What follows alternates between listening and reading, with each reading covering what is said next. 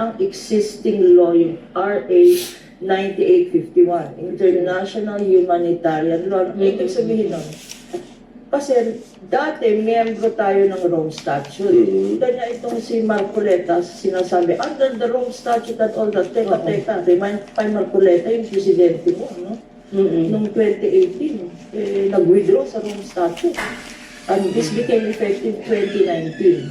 Okay. That's why ang coverage ng ICC is 2011 to 2019 lang.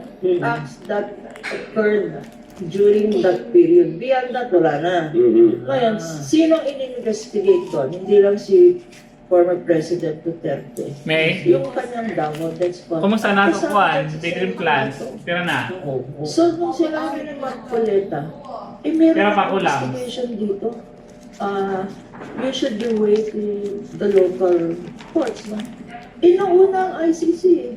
Matagal nang i-investigate ng ICC yung court together. Unom? That's why Take ko nila bro. Kuhan, saan ko rin pa magkuhan? President Kuhan ta pa otro kayo.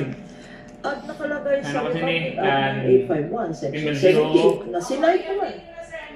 Si Marcoleta was citing, Para kulit kept na citing laws. kuhan. Sabi niya, under the Rome Statute, na na-abolish na hindi na tayo partido. Tapos sinasite naman niya yung RA Insend mo? 9851. Siguro, pati sila na-confuse, no? Wala na tayo sa Rome Statute. Nandito na tayo sa International Humanitarian Law. Klarong-klaro. Domestic courts, yung position nila na the courts should have authority. Lagi mo kami nila, GC? If the ICC has assumed jurisdiction, local courts do not need, cannot interfere. And we have an obligation, because we signed the treaty then, to surrender the accused. Alam, mas mo pwede kung paano madali mag-communicate Hindi sa man kanila. parang Kaya, extradition. Kapitan, Ay, hindi yung diri- extradition niya. diri nagbabarata na, Kapitan. Natin. Because once the ICC, nag-jurisdiction ng ICC,